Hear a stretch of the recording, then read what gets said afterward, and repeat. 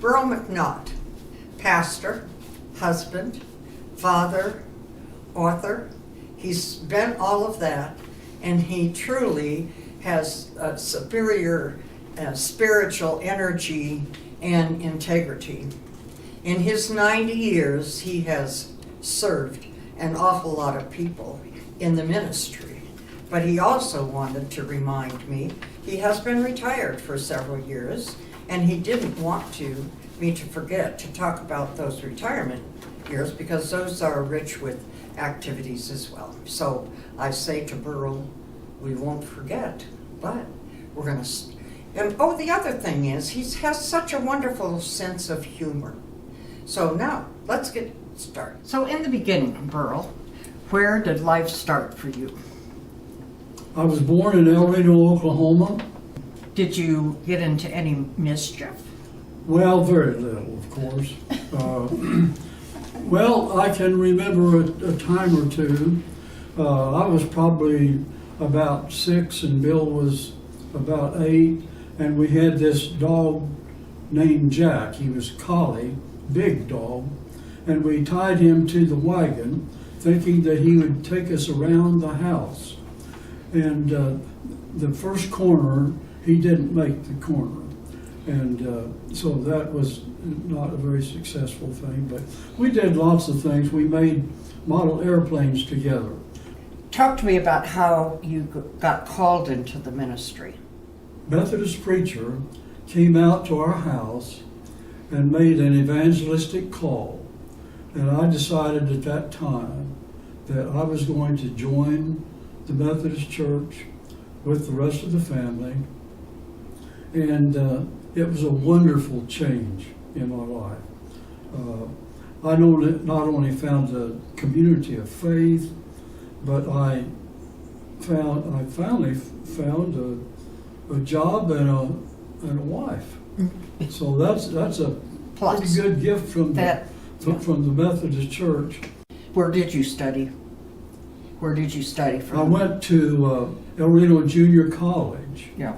Our pastor said if you're going to go into the ministry, you need to go to OCU.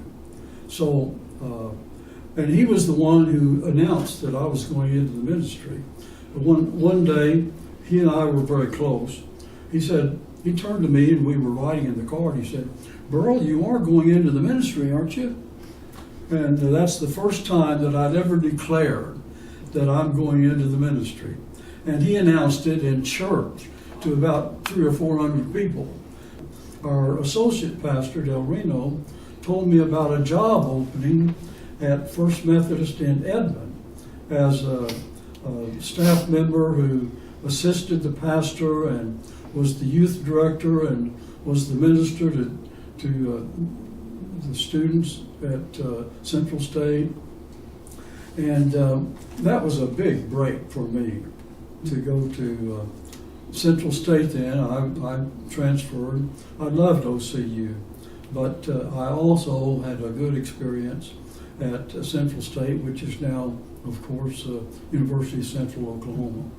And then I went to seminary at SMU, Perkins School of Theology. Well, you, and where and when did you meet Joanne, your wife? Well, that's an interesting story, too. We've known each other for a long time. Joanne's older brother, Eddie, and I were in the same grade. So when we were in the 3rd grade, Joanne began school, Old Central School, and she was in the 1st grade. So I've known her since she was in the 1st grade. She didn't know me at the time, but I knew her especially because of her good-looking mother, who was a homeroom mother and always involved in the children's activities. So I saw a lot of Vesta, and of course, then I got to know who Joanne was, but we really took up with each other through the MYF, through the church program at the church. And our romance began, I would say, in earnest when she was a senior in high school and I was in my first year at El Reno Junior College. and we went to lots of things together. And so about 3 years later, we got married. Well, you celebrated your 90th birthday. What anniversary have you celebrated? We together? celebrated our 69th wedding anniversary last month. So where now in the ministry have you served, Burrel?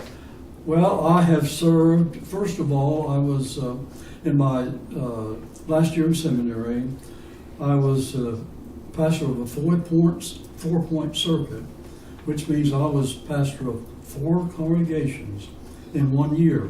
I preached at 2 in the morning and 2 in the evening. And then Joanne and I drove back to Dallas, a trip of about 200 miles, after 8 o'clock on Sunday night. And that was before we had such good roads, too. So that was, I don't know how we did that. But after that, I came to Norman. I was pastor at Goodrich Church there for 4 years. Cordell, Shawnee, Wesley, Badil, St. Mark's in Bethany, Moore First Church, the Clinton District, Grace Church here in the city, McAllister, and Piedmont. So can you speak about 2 or 3 really rewarding times in your ministry? It's hard to pick 2 or 3 items out because I've really enjoyed the ministry. But the success we had in Shawnee was really outstanding as far as I was concerned. We took this old downtown church and we moved the congregation to the suburbs, and we didn't lose anybody. And that was, I thought, remarkable, because when the bishop called me and told me what a wonderful opportunity it was, he didn't tell me that when they made the decision to move, that for every 3 people that had voted for it, 2 had voted against it.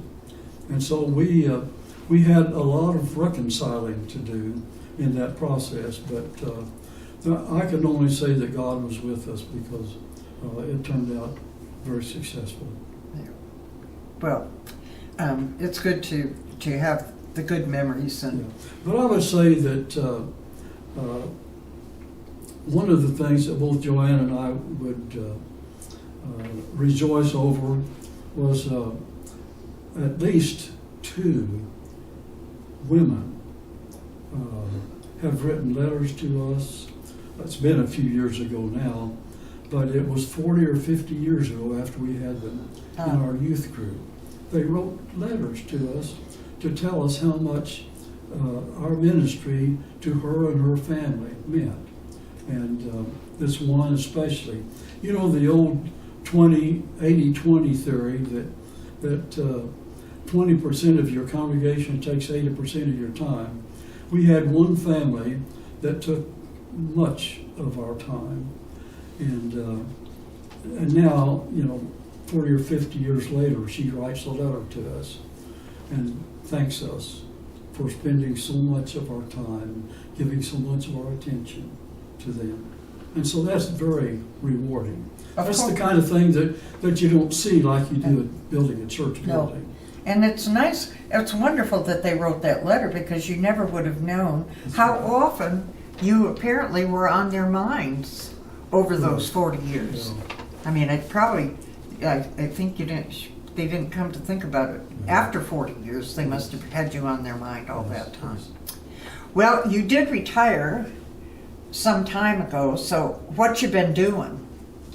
That's a good question too, because I've been retired for over 27 years now. And for the first 11 years of my retirement, Joanne was not retired. She didn't retire when I did. So for those first 11 years, I was a house husband, which meant that I took care of the house and the yard and the cars. And we moved to El Reno because of and we lived in El Reno after retirement, because our parents, Joanne's parents and my mother lived there, and they were getting up in age where they needed our help. And we had the house that we had bought from my mother.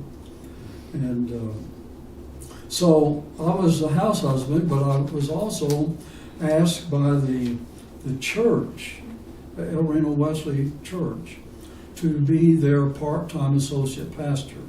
So I did that for 8 years, and it was the best job I ever had. And so I did that.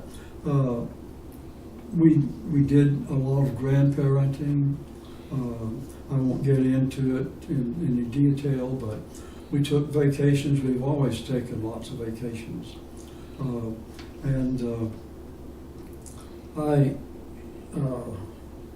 I went on VIM trips. Yes. I took about 7 or 8 VIM trips. Went to Jamaica and Puerto Rico, Guatemala twice, El Salvador, Belize. I went on one to Alaska. Went to Israel on a VIM trip. So we've kind of been around. We've had wonderful vacations by ourselves and with our kids. We started out vacationing with a tent that was borrowed, and it was borrowed from Joanne's folks, and the next Christmas, Joanne's folks gave us a tent. So we tented, and then we had a pop-up trailer, a fold-out trailer. Then we had a regular house, travel trailer, I guess you call it. And then we had motor homes. And so we've been around all 48 contiguous states and Alaska. I've been to Alaska twice, once on the VIM trip and once we took a cruise. Very different circumstances, I can assure you. And we went to Europe twice in 1 year. We went to Greece and we went to Germany. And so we've done some traveling around, and just had a wonderful life as far as. Well, you have mentioned, grandbaby or grandchild care. So you and Joanne have 2 kids? We have 2 children. They're both adopted, and we have 4 grandchildren, 3 girls and a boy. What brought you to Epworth? We came to Epworth because I had some health problems. And I think that's one of the reasons that most people maybe come to Epworthville, but I've always appreciated Epworthville. I was present for the groundbreaking at Epworthville back in, I think it was 1989. And you've been here? We've been here for nearly 11 years. First of the year will be 11 years. All right, well, Burrel, you have had a very full and I think